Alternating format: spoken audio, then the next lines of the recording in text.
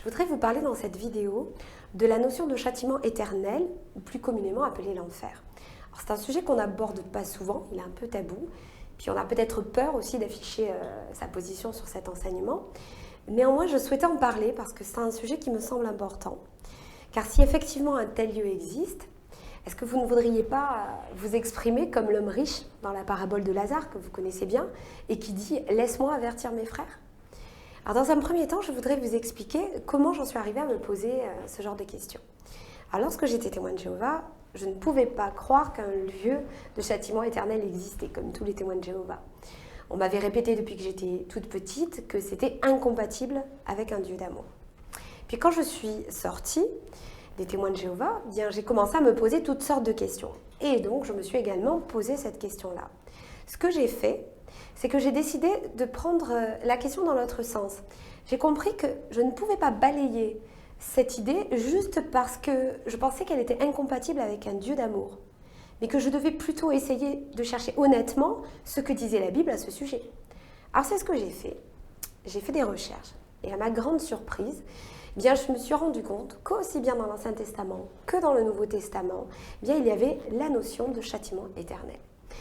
Alors je fais exprès d'utiliser dans cette vidéo l'expression châtiment éternel, car si je vous parlais d'enfer, ce que vous me direz immédiatement si vous êtes témoin de Jéhovah, c'est que pour vous, le mot enfer signifie la tombe commune. Alors enfer vient du latin infernus, qui signifie lieu d'en bas ou qui est en dessous. Il traduit les mots Sheol en hébreu et Hadès en grec, qui signifie, si on veut être exact, séjour des morts. Ce qui s'est passé avec le mot enfer, c'est qu'avec le temps, dans le langage courant, il a pris un autre sens pour la majorité des gens. Si aujourd'hui vous parlez à quelqu'un d'enfer, il ne va plus signifier pour lui simplement le séjour des morts. Il va plutôt représenter un lieu de tourment, de châtiment éternel, où vont tous les méchants après leur mort. On le sait, il arrive qu'à l'usage, des mots changent avec le temps, et c'est le cas pour le mot enfer. D'ailleurs, si vous prenez le dictionnaire, que vous cherchez la définition, j'ai pris le dictionnaire Larousse, j'ai trouvé cette définition, lieu où les damnés subissent le châtiment éternel.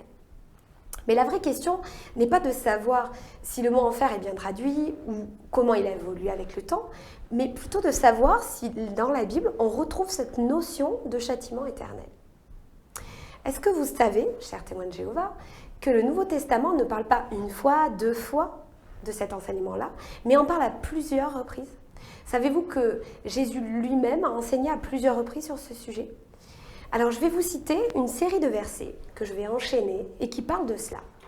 Alors je vais commencer tout d'abord par Marc au chapitre 9, versets 47 à 48, qui nous dit « Et si ton œil est pour toi une occasion de chute, arrache-le.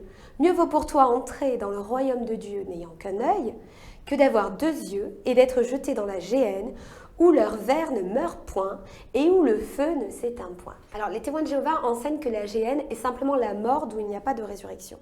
Mais vous l'avez vu, la Bible, elle, nous dit que la géhenne, c'est le lieu où le ver ne meurt point et où le feu ne s'éteint point.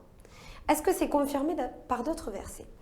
Matthieu, chapitre 13, verset 42, dit « Et ils les jetteront dans la fournaise de feu où il y aura des pleurs et des grincements de dents. » Apocalypse ou Révélation, chapitre 14, versets 10 et 11, nous dit « Il sera tourmenté dans le feu et le soufre, devant les saints anges et devant l'agneau. La fumée de leur tourment monte au siècle des siècles, et ils n'ont de repos ni jour ni nuit. » Jude 7. De même, Sodome et Gomorrhe et les villes voisines qui se sont livrées comme eux à l'immoralité sexuelle et à des relations contre nature sont données en exemple et subissent la peine d'un feu éternel. Et pour finir, 2 Pierre chapitre 2 verset 17, « Ces gens-là sont des sources sans eau, des nuages poussés par la tempête, l'obscurité des ténèbres leur est réservée pour l'éternité. » Alors j'ai volontairement enchaîné les versets pour vous montrer en fait que ce n'est pas un enseignement donné par un homme ou par une religion, mais que vraiment la Bible parle à plusieurs reprises de cette notion de châtiment éternel. Et je pourrais encore en fait vous citer d'autres versets parce qu'il y en a encore plusieurs dans la Bible. Jésus lui-même a donné un enseignement sur cela par une parabole. Alors le mot parabole, je fais exprès de donner la définition, ça signifie s'exprimer par image. Donc cela veut dire que Jésus souhaite nous donner un enseignement en utilisant des images. Il s'agit dans ce cas de la parabole de l'homme riche et de Lazare. Alors les personnages effectivement sont fictifs, mais le sens lui est bien réel. Autrement, pourquoi Jésus aurait-il utilisé cette parabole s'il pensait que rien ne survivait après la mort? Alors parlons de cette parabole. On a deux personnages. On a un homme riche et on a Lazare qui est pauvre. Lazare meurt, il est enlevé au ciel près d'Abraham. L'homme riche meurt à son tour et voyez ce qui se passe. Retrouvons la parabole en Luc chapitre 16 versets 23 à 31. Du séjour des morts, où il souffrait cruellement, il leva les yeux et aperçut très loin Abraham et Lazare à côté de lui. Alors il s'écria « Abraham, mon père, aie pitié de moi.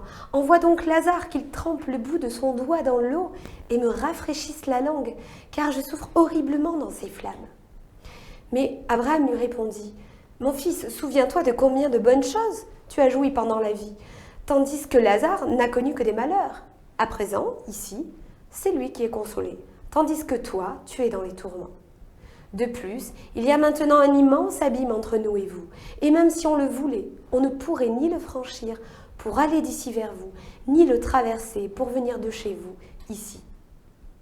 Dans ce cas, dit alors le riche, je t'en conjure, père, envoie au moins Lazare dans la maison de mon père, car j'ai 5 frères qui les avertissent pour qu'ils n'aboutissent pas eux aussi dans ce lieu de tourment. Alors il y a 2 destinations dans ces versets. On a Lazare, qui monte au ciel près d'Abraham, et puis on a l'homme riche, qui a profité toute sa vie sans se soucier de Dieu ou des autres. Est-ce que vous avez noté où il se trouve? Il y a des expressions qui reviennent. Il dit « Je souffre horriblement dans ces flammes, ce lieu de tourment ». Est-ce que ça ne vous rappelle pas les versets qu'on a lus un petit peu avant, où il était parlé justement de feu éternel et de lieu de tourment? Alors pourquoi je vous parle de ce sujet? Bien, si ce lieu de châtiment éternel existe, est-ce que vous n'aimeriez pas le savoir? Est-ce que vous n'aimeriez pas, comme l'homme riche, avertir vos frères pour qu'ils sachent? Alors Jésus a enseigné également au travers d'une autre parabole sur la notion de châtiment éternel. Je vais vous parler de la parabole des brebis et des chèvres, ou des boucs, selon les traductions. Alors vous connaissez cette parabole, c'est une parabole qui parle de jugement à l'encontre des chèvres. On la retrouve en Matthieu chapitre 25, versets 31 à 46. Il est dit « Il séparera les uns d'avec les autres, comme le berger sépare les brebis d'avec les boucs. Et il mettra les brebis à sa droite et les boucs à sa gauche. Il dit aux brebis « Venez, vous qui êtes bénis de mon Père, prenez possession du royaume qui vous a été préparé dès la fondation du monde.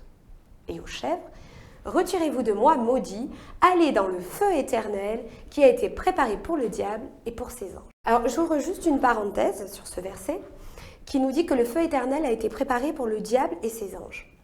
Donc, le diable n'est pas le chef de ce lieu, comme peuvent l'enseigner certaines religions. Bien au contraire, il subit en fait ce châtiment éternel.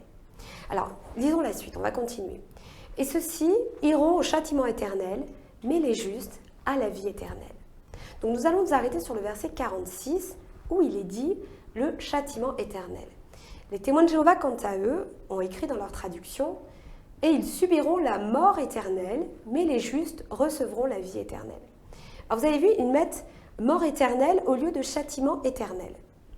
Il y a bien un astérisque sur le mot « mort », voyons ce qu'il est dit. Il est écrit « ou retranchement », littéralement « élagage et mondage ».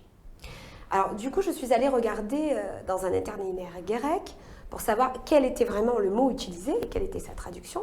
Alors, voici ce que j'ai trouvé. Il s'agit du mot kolazine, qui correspond au Strong 2851, kolasis. Alors, pourquoi kolasis et pas kolazine? Alors, il s'agit bien du même mot, c'est simplement parce que le grec utilise le principe des déclinaisons pour montrer la fonction que remplit un nom, un adjectif, un article, un pronom ou un équivalent dans la phrase. Dans ce cas, le mot est à l'accusatif et donc va se décliner en kolazine. Mais quelle est sa signification? Sa signification, c'est châtiment, punition, tourment. Alors, ce n'est quand même pas la même chose que mort ou retranchement, ou que, comme ils l'ont écrit, élagué ou émondé. Alors, j'ai essayé de comprendre pourquoi une telle différence. Pourquoi est-ce qu'ils avaient mis cette définition? Alors, je vous avoue que j'y ai passé du temps, mais finalement, je l'ai trouvé. Alors, en fait, le Strong 2851, kolasis, qu'on a vu, c'est un dérivé, en fait, du Strong 2849, kolazo, qui est traduit par puni, être puni, et qui signifie selon les contextes élaguer, ébrancher, restreindre, châtier. Oui, mais le souci, c'est que le mot utilisé dans ce verset n'est pas le Strong de 1849, ce n'est pas colazo, c'est bien le Strong de 1851, qui ne signifie pas, lui, élaguer, ou mort ou retranchement, mais qui signifie bien châtiment, et qui est suivi du mot éternel, d'où l'expression châtiment éternel. Donc ça signifie qu'ils ont remplacé un mot par un autre, en se disant que finalement, il y a très peu de personnes qui iront chercher plus loin, que la plupart vont simplement lire et faire confiance. Alors maintenant que nous avons vu que cette notion de châtiment éternel est biblique, la question du coup revient. Est-ce que ce châtiment éternel est compatible avec un Dieu d'amour? Est-ce qu'on peut douter de l'amour de Dieu? Réfléchissons. Un Dieu prêt à descendre dans la personne de Jésus, prêt à s'humilier, à porter nos péchés alors qu'il est saint, finalement à mourir d'une manière atroce et humiliante, comme un malfaiteur. La Bible nous dit à juste titre en 1 Jean 4,8, Dieu est amour. Et Jésus nous dit qu'il n'y a pas de plus grande preuve d'amour que de donner sa vie pour ses amis. Et c'est ce qu'il a fait en mourant sur le bois. Mais dans son amour, il y a également sa justice. Et c'est sa justice qui lui a fait proclamer des condamnations sur certaines nations et certaines personnes. C'est sa justice, par exemple, qui l'a poussé à détruire Sodome et Gomorrhe qui ne manifestaient aucun repentir. Sa volonté n'est pas que nous allions au châtiment éternel, car Dieu veut que tous soient sauvés. 1 Timothée chapitre 2 verset 4 nous dit que Dieu veut que tous les hommes soient sauvés et parviennent à la connaissance de la vérité. 2 Pierre chapitre 3 verset 9 nous dit « Il fait preuve de patience envers nous, voulant qu'aucun ne périsse, mais que tous parviennent à la repentance. » C'est pour cette raison qu'il a donné son Fils à la place des pécheurs. Et Jean chapitre 3 verset 16 nous dit « En effet, Dieu a tant aimé le monde qu'il a donné son Fils unique, afin que quiconque croit en lui ne périsse pas, mais ait la vie éternelle. » Ce faisant, par cet acte, il répond ainsi à son amour et à sa justice. Chers témoins de Jéhovah, cherchez-vous vraiment la vérité? Cherchez-vous la vérité quelle qu'elle soit et quoi qu'il en coûte? Est-ce que vous êtes prêts à remettre en question, peut-être pour certains, des années d'enseignement, simplement parce que vous aimez la vérité? Je voudrais finir par ces paroles de Jésus que vous retrouverez en Matthieu chapitre 13, versets 13 et 16, où Jésus dit « Voici pourquoi je me sers de paraboles pour leur parler, c'est que bien qu'ils regardent, ils ne voient pas, et bien qu'ils écoutent, ils n'entendent pas et ne comprennent pas. Vous, au contraire, vous êtes heureux, vos yeux voient et vos oreilles entendent. »